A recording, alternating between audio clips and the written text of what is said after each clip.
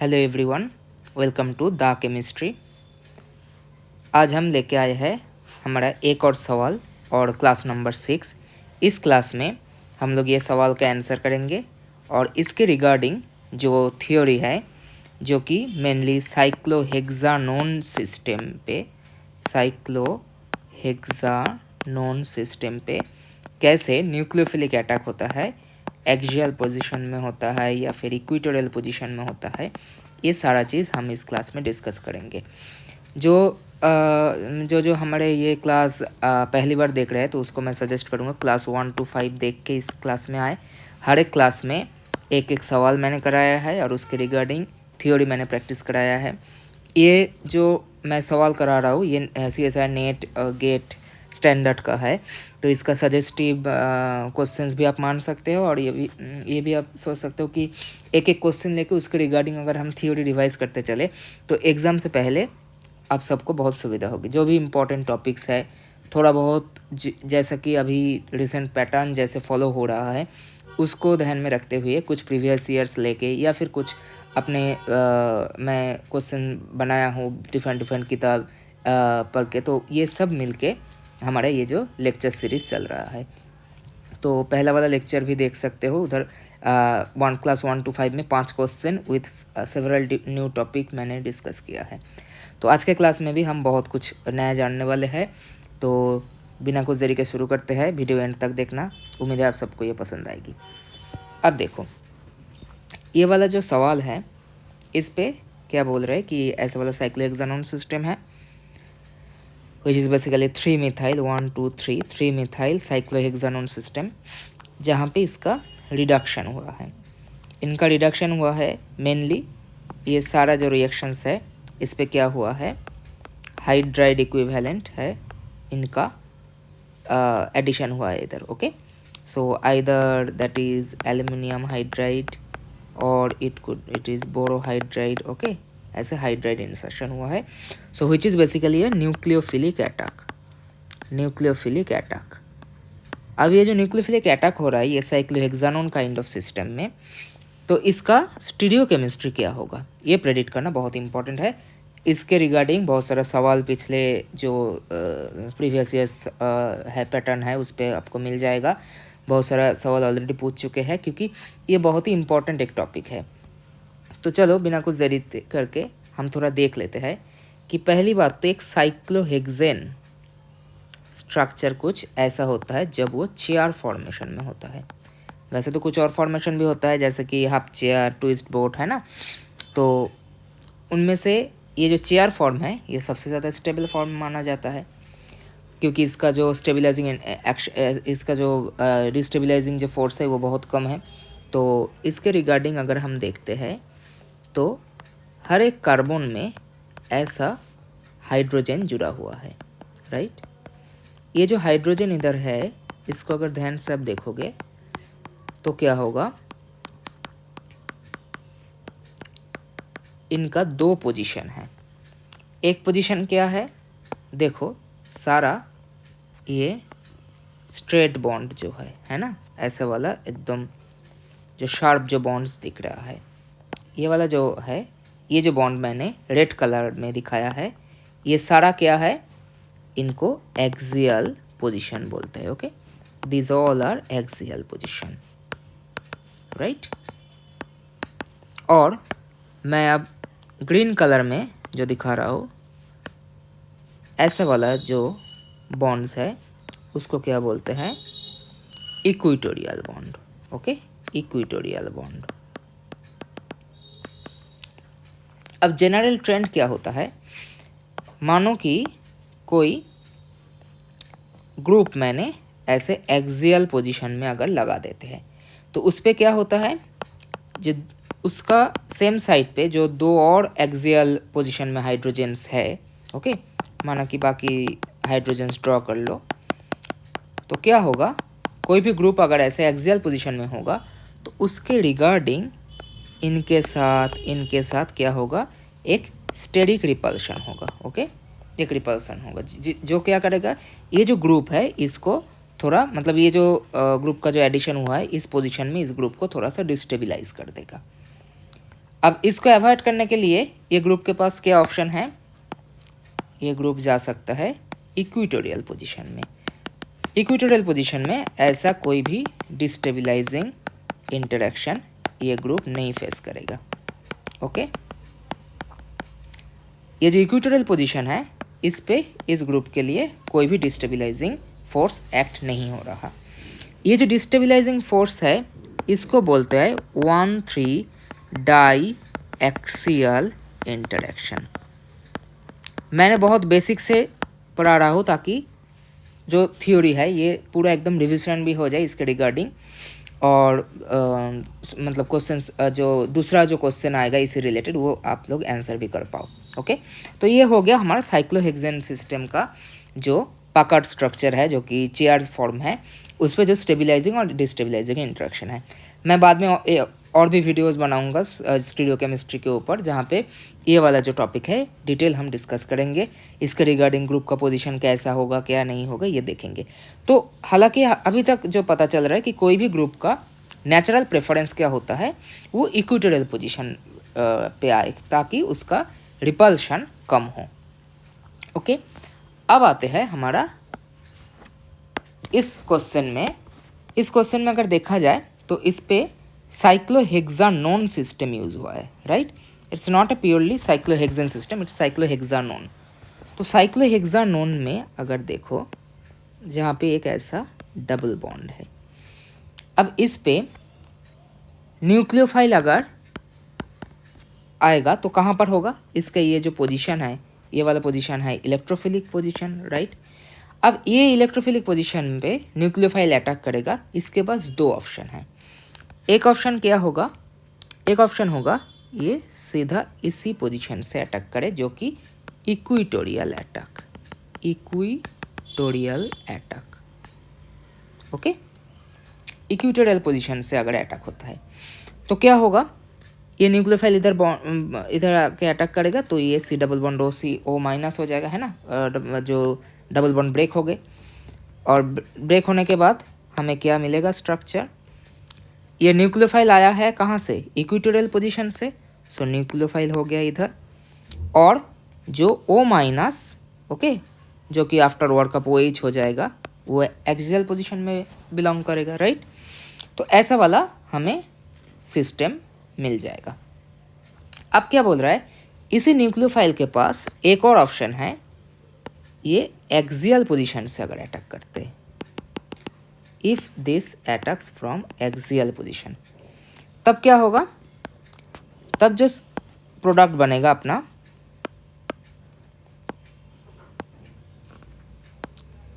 उस पे न्यूक्लियोफाइल रहेगा एक्सियल पोजीशन में और OH रहेगा इधर, राइट। अब देखो ये जो न्यूक्लियोफाइल है, ओके, ये न्यूक्लियोफाइल पे देखो, if the nucleophile, okay, nucleophile is larger, okay, or you can say it sterically bulky group अगर होते हैं, बल्कि न्यूक्लियोफाइल होते हैं, तब क्या करेगा, हालांकि मैंने अभी बताया कि कोई भी अगर इक्वेटोरियल पोजीशन में वंस डायएक्सियल इंटरेक्शन नहीं होता तो क्या होगा, वो पोजीशन स्टेबलाइज होगा। तो नया वाला जो न्यूक्लियोफाइल जो साइज में बहुत बड़ा है वो अगर इक्वेटोरियल पोजीशन में आके अटैच होगा तो उसको ये 1,3 diaxial interaction which is basically a destabilizing interaction, है ना, ये एक बेसिकली डीस्टेबलाइजिंग इंटरेक्शन है, ये फेस नहीं करना पड़ेगा। तो क्या होगा, न्यूक्लियोफाइल अगर लार्जर है, बल्कि है, बड़ा साइज का है, so it will attack from equatorial position, okay, equatorial position, okay। ये क्या हो गया, ये हमारा कंडीशन हो गया अगर बल्कि न्यूक्लियोफाइल हो तब, ओके, अगर ये वाला न्यूक्लियोफाइल बल्कि हो तब जाके ऐसा वाला सिस्टम आएगा। अब एक इंटरेस्टिंग चीज़ ये है कि सेम साइक्लोहेक्सानोन सिस्टम ले लो, उसके ऊपर अगर कोई स्मॉलर साइज का न्यूक्लियोफाइल है, स्मॉलर न्यूक्लियोफाइल है जो स्टेरिकली बल्कि नहीं होता, उसका प्रेफरेबल अटैक कौन सा है? देखा जाता है कि उसका प्रेफरेबल अटैक होता है कहाँ से? एक्सियल पोजीशन से। ओके, उसका जो प्रेफरेबल अटैक होता है वो होता है एक्सियल पोजीशन से। अब देखो इसका रीज़न क्या हो सकता है। एक्सियल पोजीशन में अगर अटैक होगा तो ये न्यूक्लियोफाइल इधर आएगा, O माइनस इधर जाएगा, है ना, OH हो जाएगा इधर, ऐसा अल्कोहल बनेगा। अब देखो हालांकि ये न्यूक्लियोफाइल छोटा है लेकिन फिर भी न्यूक्लियोफाइल के रेस्पेक्ट में इक्वेटोरियल पोजीशन ज़्यादा आसान होगा अटैक करने के लिए, है ना। हम पहले क्या देखा था कि न्यूक्लियोफाइल का साइज़ अगर बड़ा होता है तो वो इक्वेटोरियल से आते हैं क्योंकि ये स्टेरिकली फ्री साइड है। तो अगर न्यूक्लियोफाइल छोटा है तो उसके लिए भी तो ऐसा होना चाहिए कि थोड़ा बहुत तो इक्वेटोरियल से आएगा ही, क्योंकि इक्वेटोरियल पोजीशन तो वैसे भी फ्री है, उधर से अटैक करना चाहिए था। हालांकि इधर वो वंस डायएक्सियल इंटरेक्शन वो फेस नहीं करेगा क्योंकि इसका साइज़ छोटा है, लेकिन फिर भी थोड़ा बहुत तो उसका इक्वेटोरियल पोजीशन में भी आने का टेंडेंसी होना चाहिए, है ना। ऐसा मिक्सर मिलना चाहिए दोनों का, लेकिन हमें मिलता है मेजरली यही वाला। ओके, ये क्यों होता है? मेनली एक्सियल अटैक क्यों प्रेफरेबल होता है? तो इधर हमने क्या देखा, ऑब्जर्वेशन क्या आया कि अगर लार्जर न्यूक्लियोफाइल है तो वो एक्सियल अटैक इक्वेटोरियल अटैक करेगा। ओके, क्योंकि उसका स्टेरिक रीजन है, वो बल्कि है। और अभी अभी हमने क्या देखा कि अगर न्यूक्लियोफाइल स्मॉलर इन साइज है, smaller sized nucleophile prefers, okay, ये जो प्रेफर्स वर्ड है इस पर अंडरलाइन कर लो, तो prefers equatorial attack. Okay, equatorial attack. अब ये क्यों हो रहा है, इसके लिए हमें समझना पड़ेगा एक स्पेशल मॉडल जिसको बोलते हैं सिप्लैक मॉडल। ये मॉडल किसके ऊपर आधारित है? मॉलिक्यूलर ऑर्बिटल थ्योरी के ऊपर। ओके, ज़रा हम देख लेते हैं कि क्या होता है। देखो पहली बात तो हम दोनों प्रोडक्ट लिखते हैं। एक अगर न्यूक्लियोफाइल का अगर एक्सियल अटैक होता है तो क्या होगा, न्यूक्लियोफाइल अगर एक्सियल अटैक होता है करता है तो ऐसा वाला अल्कोहल जनरेट होगा। और दूसरे वाले सिस्टम में हम लेते हैं कि न्यूक्लियोफाइल अगर इक्वेटोरियल अटैक करेगा तो कौन सा अल्कोहल तैयार होगा। Okay, equatorial attack. अब देखो जब न्यूक्लियोफाइल एक्सियल पोजीशन से अटैक कर रहा है तो ये जो कार्बन न्यूक्लियोफाइल बॉन्ड है ये बॉन्डिंग ऑर्बिटल है, तो इसका जो एंटी बॉन्डिंग जनरली क्या होता है, कोई भी सिग्मा बॉन्ड अगर होता है ना दो एटम के बीच, अगर मान लो दो एटम के बीच ये सिग्मा बॉन्ड है, ओके, तो उसका जो सिग्मा स्टार का जो लोब होगा उसके ठीक ऑपोजिट होगा। तो इसका जो सिग्मा स्टार का लोब है, ओके, जो मेजर लोब है सिग्मा स्टार कार्बन न्यूक्लियोफाइल का, वो ऐसे नीचे हैंगिंग कंडीशन में रहेगा। अब अगर देखोगे इसके साथ पैरेलली इसके नियर बाई दो CH बॉन्ड भी है, दोनों एक्सियल एडजेसेंट कार्बन का, राइट, और हाइड्रोजन भी है, लेकिन इसके साथ पैरेलल जो है उसको मैं दिखा रहा हूँ। ये जो है सिग्मा स्टार, उसके पैरेलल ये दो CH है। CH बोले तो इस पे सिग्मा इलेक्ट्रॉन है और सिग्मा स्टार है वैकेंट एंटी बॉन्डिंग।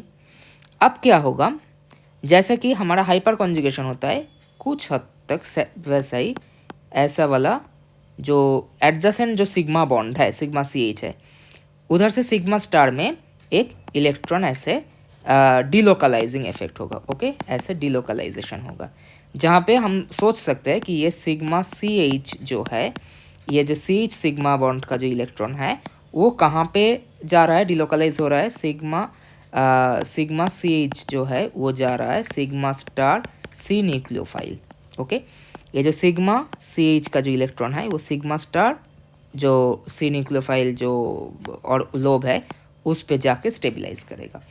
ये स्टेबलाइजिंग इंटरेक्शन का एक और एग्जांपल हम लोग डिस्कस करेंगे एनोमेरिक इफेक्ट पे, ये भी बहुत इंपॉर्टेंट है। ओके, एनोमेरिक इफेक्ट पे जो कि कार्बोहाइड्रेट केमिस्ट्री में हम लोग पढ़ेंगे, एक और सवाल लेंगे उसके रिगार्डिंग ये वाला कॉन्सेप्ट फिर से हम डिस्कस करेंगे। ये वाला स्टेबलाइजिंग फोर्स उधर भी आप सबको देखने को मिलेगा। तो इसके कारण ये क्या होता है, थोड़ा बहुत ये स्टेबिलिटी देते हैं। अब देखो, अगर इक्वेटोरियल पोजीशन से अटैक हुआ न्यूक्लियोफाइल का, तो इसका भी एक कॉरेस्पॉन्डिंग सिग्मा स्टार रहेगा, है ना, सिग्मा स्टार सी न्यूक्लियोफाइल रहेगा। अब देखो अगर ध्यान से कि इसका जो कॉरेस्पॉन्डिंग सिग्मा स्टार रहेगा, सिग्मा स्टार का जो लोब रहेगा, उसके साथ पैरेलल क्या है, उसके साथ पैरेलल पोजीशन में ये दो कार्बन है। अब देखो इधर से भी स्टेबिलाइजिंग इंटरेक्शन होगा, just like this one. Equatorial attack में ये जो स्टेबिलाइजिंग इंटरेक्शन होगा, इसमें कौन सा इलेक्ट्रॉन टेक पार्ट कर रहा है, carbon carbon. Okay, carbon carbon का जो सिग्मा है उधर से स्टेबिलाइजेशन हो रहा है, सिग्मा स्टार कार्बन न्यूक्लियोफाइल, ये sigma two sigma star stabilisation हो रहा है। और एक्सियल अटैक में क्या हो रहा है, सिग्मा ऑफ सी एच से sigma star of C nucleophile. Okay, sigma star of C nucleophile, इस पे स्टेबिलाइजिंग हो रहा है। अब देखो अगर स्टेबिलाइजेशन हो रहा है तो वो क्या हो रहा है, एक्चुअली बॉन्ड का जो इलेक्ट्रॉन है, बॉन्डेड पेयर इलेक्ट्रॉन का थोड़ा बहुत डिलोकलाइजेशन हो रहा है, तो हल्का सा उसका शेयरिंग हो रहा है। ओके, डिलोकलाइजेशन मतलब इसका शेयरिंग हो रहा है। तो सिग्मा इलेक्ट्रॉन कहाँ से कहाँ जा रहा है, सिग्मा इलेक्ट्रॉन ये जो सिग्मा बॉन्ड से सिग्मा स्टार में जा रहा है। तो ये जो बॉन्ड इलेक्ट्रॉन का जो डोनेशन का जो एबिलिटी, वो किसका ज़्यादा होगा, CH का। ओके, CH का डोनर एबिलिटी ज़्यादा होता है कार्बन कार्बन सिग्मा बॉन्ड के रेस्पेक्ट में। ओके, CH बॉन्ड का जो बॉन्डेड इलेक्ट्रॉन है उसका देने का जो टेंडेंसी है वो ज़्यादा होता है। तो ज़्यादा स्टेबिलाइजेशन कहाँ पे मिलेगा, हमारे ये एक्सियली अटैक करके अगर न्यूक्लियोफाइल आते हैं तो सिग्मा स्टार ज़्यादा स्टेबिलाइज होगा। सिग्मा स्टार अगर ज़्यादा स्टेबिलाइज होगा तो ये वाला फेवरेबल अटैक होगा। तो irrespective of any nucleophile axial attack favourable है, कोई भी न्यूक्लियोफाइल हो। लेकिन बाल्की अगर न्यूक्लियोफाइल हो जाए तो उस पर क्या होगा, न्यूक्लियोफाइल के साथ 1,3 डायएक्सियल इंटरेक्शन आ जाएगा, स्टेरिक रिपल्शन होगा। इसलिए बाल्की न्यूक्लियोफाइल प्रेफर करते हैं इक्वेटोरियल अटैक। जहाँ पे स्टेरिक फैक्टर नहीं है वहाँ पे न्यूक्लियोफाइल सीधा एक्सियल पोजीशन से ही अटैक करेगा, राइट। अब देखो ये मैंने सारा बोल दिया, तो यह हमारा कंपाउंड जो क्वेश्चन में दिया गया है।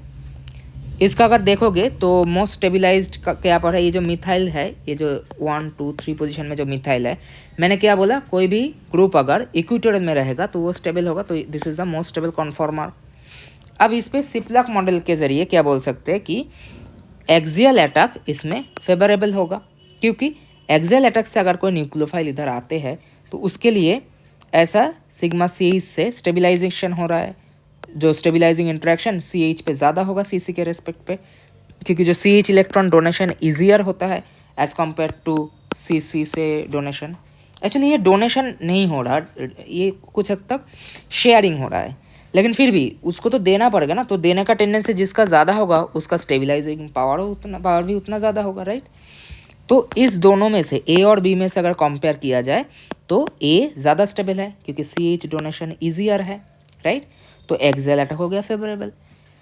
अब न्यूक्लियोफाइल जब स्मॉलर है, जैसे कि MPB रिडक्शन में हो रहा है, NaBH4 में हो रहा है, लिथियम एल्यूमिनियम हाइड्राइड पे हो रहा है, तो इन सारे केस में क्या होता है, हमारा एक्सियल अटैक होते हैं।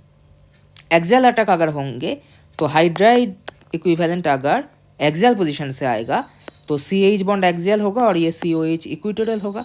मतलब जो जियोमेट्री होना चाहिए दोनों ही सेम साइड पे होना चाहिए, मिथाइल में बिलो और OH भी बिलो। लेकिन देखो हमारा जो सवाल है उस पर क्या दिखाया है, दोनों एक दूसरे के ऑपोजिट साइड पे है, राइट। एक ऊपर है तो एक नीचे है। तो इसके रिगार्डिंग हम क्या बोल सकते हैं कि ये वाला तो सिस्टम नहीं हो रहा, तो कोई भी बाल्की न्यूक्लियोफाइल इस पे अटैक हो रहा है। बाल्की न्यूक्लियोफाइल इस पे क्या है, ऑप्शन में अगर देखोगे, ये वाला ऑप्शन में आ जाओ तो ये तीनों तो छोटा हो गया, न्यूक्लियोफाइल हाइड्रोड इक्विवेलेंट है, लेकिन ये वाला जो L सिलेक्ट्राइड है, ओके, ये वाला होता है तुम्हारा बाल्की न्यूक्लियोफाइल। इस पर आइसोप्रोपाइल ग्रुप होता है, ओके, आइसोप्रोपाइल ग्रुप होता है ऐसा। तो आइसोप्रोपाइल ग्रुप की वजह से ये जो न्यूक्लियोफाइल होता है ये क्या होता है, बाल्की न्यूक्लियोफाइल होता है। इधर से हाइड्राइड डोनेशन जब होगा ये ओवरऑल जो है बाल्की न्यूक्लियोफाइल के रूप पे आएगा। तो बाल्की न्यूक्लियोफाइल कहाँ पे अटैक करेगा, उसका इक्वेटोरियल अटैक होगा। अब अगर इक्वेटोरियल अटैक होता है तो क्या होगा, देख लो, इक्वेटोरियल अगर अटैक होता है तो ये इधर से हाइड्राइड इक्विवेलेंट आएगा, मतलब जो OH बनेगा वो होगा एक्सियल पोजीशन में। तो OH ऊपर की पोजीशन में है, मिथाइल नीचे की पोजीशन में है, तो एक हो ये हो गया ट्रांस। सो कौन सा करेक्ट ऑप्शन हो गया, ये जो चारों ऑप्शन में से जो कि बाल्की न्यूक्लियोफाइल है वही वाला होगा करेक्ट आंसर। ओके, तो ये हो गया हमारा क्लास नंबर 6। अब देखो मेरा जो टेलीग्राम चैनल का नाम है वो है द केमिस्ट्री। ओके, उसका ज्वाइनिंग लिंक मैं डिस्क्रिप्शन बॉक्स में दे दिया हूँ। तो फिलहाल मैंने एक्चुअली क्या है, लिंक डालने में एक दिक्कत हो रहा है कि मेरा चैनल न्यू है, इसलिए मैं लिंक अभी शेयर नहीं कर पा रहा हूँ। थोड़ी दिन में अगर तुम्हारा ये चैनल का थोड़ा और पॉपुलैरिटी इंक्रीज़ हो जाए, मतलब व्यूज़ वगैरह आने लगे, तो क्या होगा, वो उस पर टेलीग्राम लिंक भी मिल जाएगा, और उस पर ये जो मैं पढ़ा रहा हूँ ना, इसका जो टोटल PDF है सारे क्लास का, ये class PDF as it is तुम लोगों को मिल जाएगा। तो मैं सजेस्ट करूँगा कि अगर ये मेरा एफर्ट आप लोगों को पसंद आ रहा है तो मेरा चैनल शेयर और सब्सक्राइब करना मत भूलना। So thank you, happy learning.